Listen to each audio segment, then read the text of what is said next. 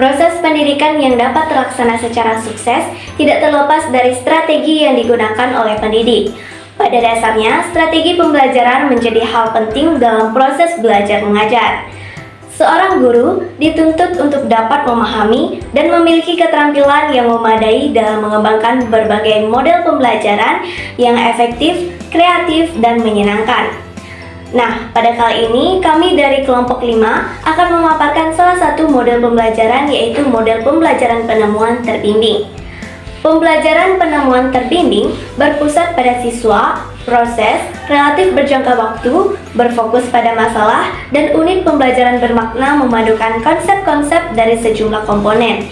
Selain itu, kekuatan individu dan cara belajar dapat memperkuat kerja tim sebagai suatu keseluruhan. Model pembelajaran penemuan terbimbing berlandaskan pada teori-teori belajar konstruktivis. Menurut pandangan konstruktivisme, belajar merupakan proses aktif siswa dalam menginstruksi arti, wacana, dialog, dan pengalaman fisik tempat terjadinya asimilasi serta menggabungkan pengalaman atau informasi yang sudah dipelajari. Menurut Vygotsky, adapun hal-hal yang perlu diperhatikan dalam teori belajar konstruktivisme adalah yang pertama, pengelolaan pembelajaran. Nah, di sini peserta didik melaksanakan aktivitas belajar melalui interaksi dengan orang dewasa dan teman sejawat yang mempunyai kemampuan lebih sehingga memacu terbentuknya ide baru dan memperkaya perkembangan intelektual peserta didik. Dan yang kedua yaitu pemberian bimbingan. Menurut Vygotsky, pada saat peserta didik melaksanakan aktivitas di dalam daerah perkembangan terdekat mereka, tugas yang tidak dapat diselesaikan sendiri akan dapat mereka selesaikan dengan bimbingan atau bantuan orang lain. Dan yang ketiga yaitu Zone of Proximal Development atau ZPD. Ini merupakan jarak antara tingkat perkembangan sesungguhnya yang didefinisikan sebagai kemampuan pemecahan masalah secara mandiri dan tingkat perkembangan potensial yang didefinisikan sebagai kemampuan pemecahan masalah di bawah bimbingan orang dewasa atau melalui kerjasama dengan teman sejawat yang lebih mampu. Maksud dari ZPD adalah menitikberatkan pada interaksi sosial yang dapat memudahkan perkembangan anak. Yang keempat yaitu scaffolding. Scaffolding merupakan suatu istilah pada proses yang digunakan guru untuk menuntun anak-anak melalui zone of proximal development-nya.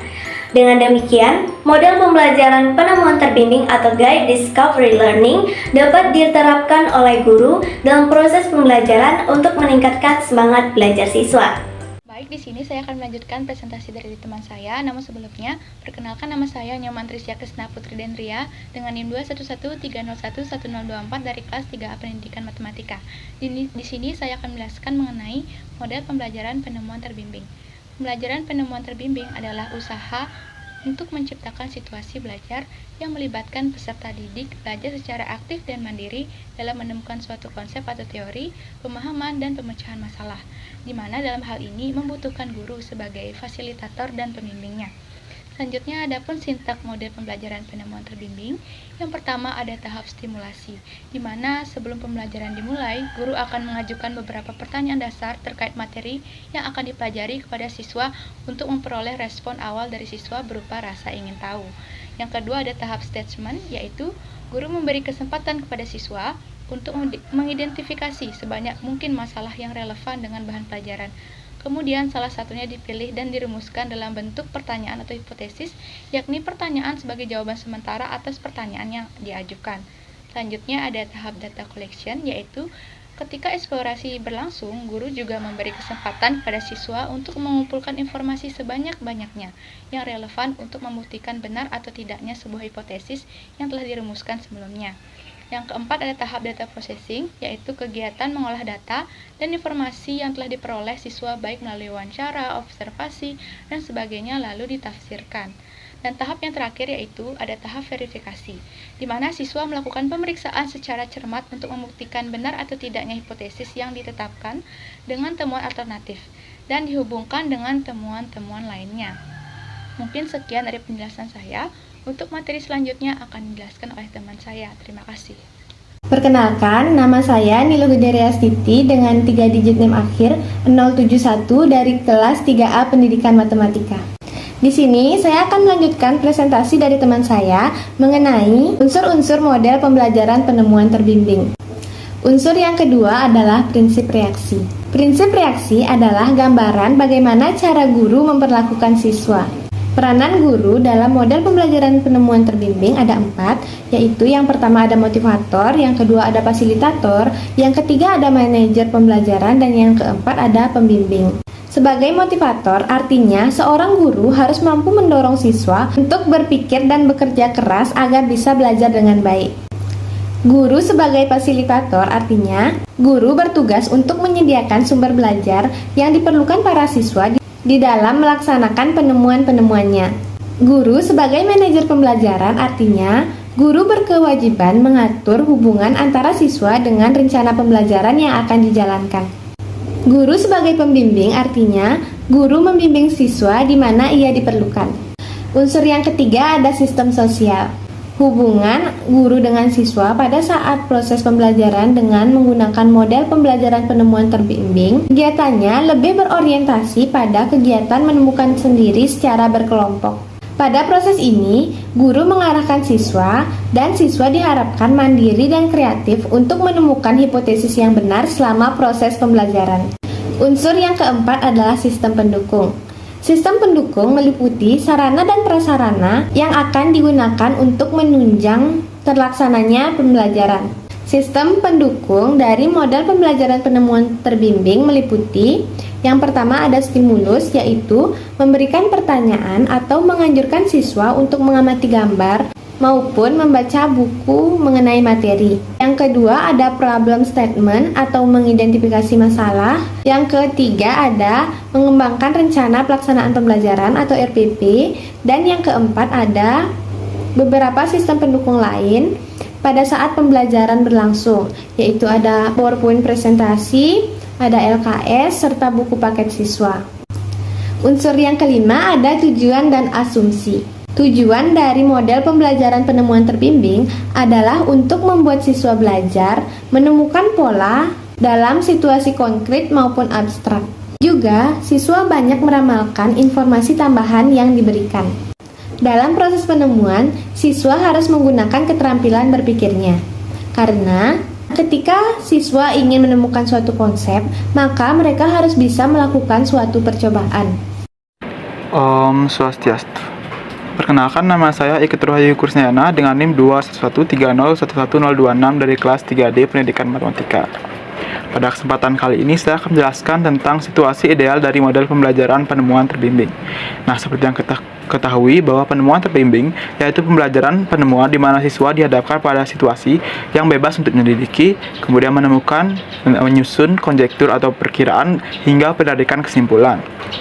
Nah, dalam model pembelajaran penemuan terbimbing ini, situasi ideal yang pertama itu adalah peserta didik sudah memahami materi prasyarat.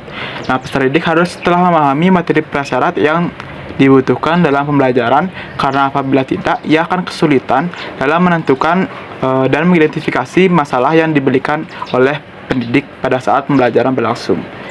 Nah, kemudian hal yang jadi poin penting dalam model pembelajaran ini adalah peserta didik sudah membaca atau mempelajari materi yang diberikan sebelum pembelajaran dimulai. Hal ini karena dibutuhkan komunikasi dua arah antara peserta didik dengan pendidik maupun peserta didik dengan peserta didik lainnya, sehingga pembelajaran akan menjadi lebih efisien dan efektif. Nah, selain itu, kemampuan dari peserta didik dalam mengaitkan pengetahuan yang dimilikinya dengan masalah yang diberikan oleh pendidik harus sesuai, karena model pembelajaran penemuan terbimbing ini lebih menitik beratkan kepada peserta didik. Di sini peserta didik harus mampu mengaitkan apa yang ia ketahui dengan apa yang sedang dibahas dan membentuk atau merekonstruksi pengetahuannya sendiri.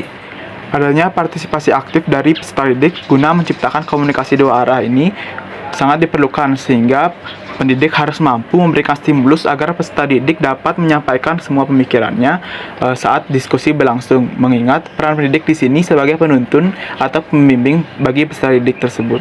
Nah, Hal ini berkaitan dengan kondisi yang ketiga, yakni pendidik memiliki kompetensi yang bagus. Dalam hal ini pendidik berfungsi sebagai fasilitator. Pendidik harus dapat menyediakan bahan ajar yang sesuai dengan perkembangan peserta didik sehingga akan dapat menunjang pembelajaran tersebut. Nah, di samping itu, kemampuan pendidik dalam memaknai dan menerapkan model pembelajaran penemuan terbimbing juga menjadi pendukung keberhasilan model ini. Karena apabila pendidik sudah memahami isi dari model ini, ia akan lebih mudah dalam mengelola situasi kelas menjadi tetap kondusif selama berlangsungnya pembelajaran. Nah, diharapkan pendidik mampu memahami karakteristik dari masing-masing peserta didik tersebut. Nah, hal ini akan menjadi tantangan dari pendidik dalam menjalankan model pembelajaran penemuan terbimbing. Sekian dari saya, terima kasih. Baik, di sini saya akan melanjutkan presentasi dari rekan saya. Sebelumnya, perkenalkan, saya Nila Putu Ayu Intan Suarningsih dengan NIM 21130111028 dari kelas 3B Pendidikan Matematika. Di sini saya akan membahas mengenai kelebihan dan kekurangan model pembelajaran terbimbing. Kelebihan metode penemuan terbimbing adalah sebagai berikut. Yang pertama, siswa dapat berpartisipasi aktif dalam pembelajaran yang disajikan. Yang kedua, menumbuhkan sekaligus menanamkan sikap inquiry. Yang ketiga, mendukung kemampuan problem solving siswa. Yang keempat, yaitu memberikan wahana interaksi antar siswa maupun siswa dengan guru. Dengan demikian, siswa juga terlatih untuk menggunakan bahasa Indonesia yang baik dan benar. Yang kelima, yaitu materi yang dipelajari dengan mencapai tingkat kemampuan yang tinggi dan lebih lama membekas karena siswa dilibatkan dalam proses menemukannya. Adapun kekurangannya yaitu yang pertama, untuk materi tertentu dengan menggunakan metode penemuan terbimbing membutuhkan waktu lebih lama. Yang kedua, yaitu tidak semua siswa dapat mengikuti pelajaran dengan metode penemuan terbimbing. Yang ketiga, di lapangan, beberapa siswa masih terbiasa dan mudah mengerti dengan model ceramah. Yang keempat, yaitu tidak semua topik cocok disampaikan dengan metode penemuan terbimbing. Selanjutnya, yaitu implementasi model pembelajaran penemuan terbimbing. Pengimplementasian model pembelajaran penemuan terbimbing ini akan membuat siswa lebih berpartisipasi aktif dalam pembelajaran. Siswa aktif dengan menemukan sendiri, menyelidiki sendiri, hasil akhir yang diperoleh akan lebih terserap dalam ingatan siswa.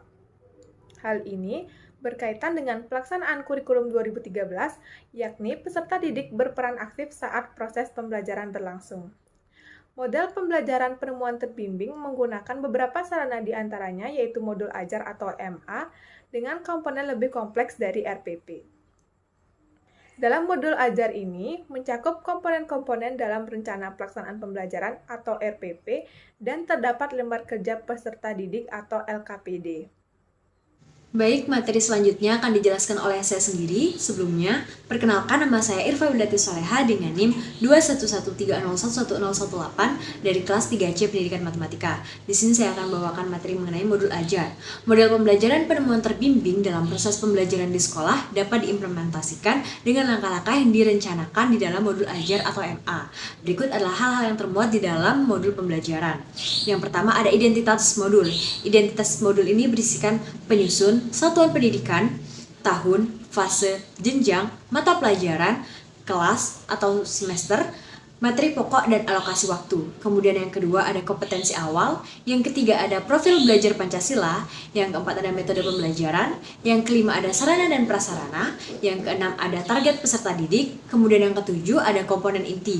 Komponen inti ini berisikan tujuan pembelajaran, pemahaman bermakna, kegiatan pembelajaran, asesmen, pengayaan dan remedial, refleksi untuk peserta didik, dan refleksi untuk guru.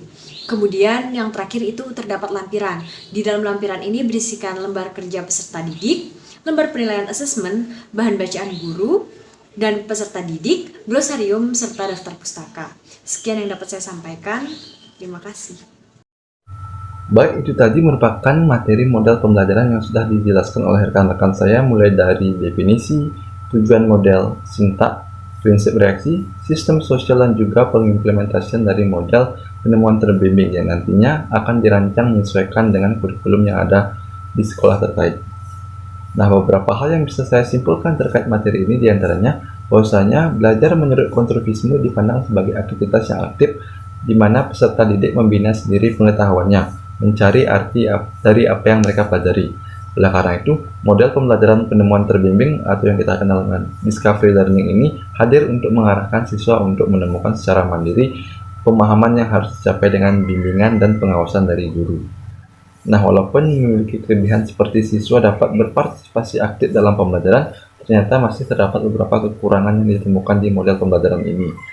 Namun begitu, guna meminimalisasi kekurangan tersebut, mari optimalkan pengimplementasian model ini melalui penyusunan langkah-langkah perencanaan atau RPP sebelum kita mengajar. Mungkin sekian pemaparan materi dari kelompok 5. Mohon maaf apabila ada salah kata. Terima kasih. Om Santi Santi Santi.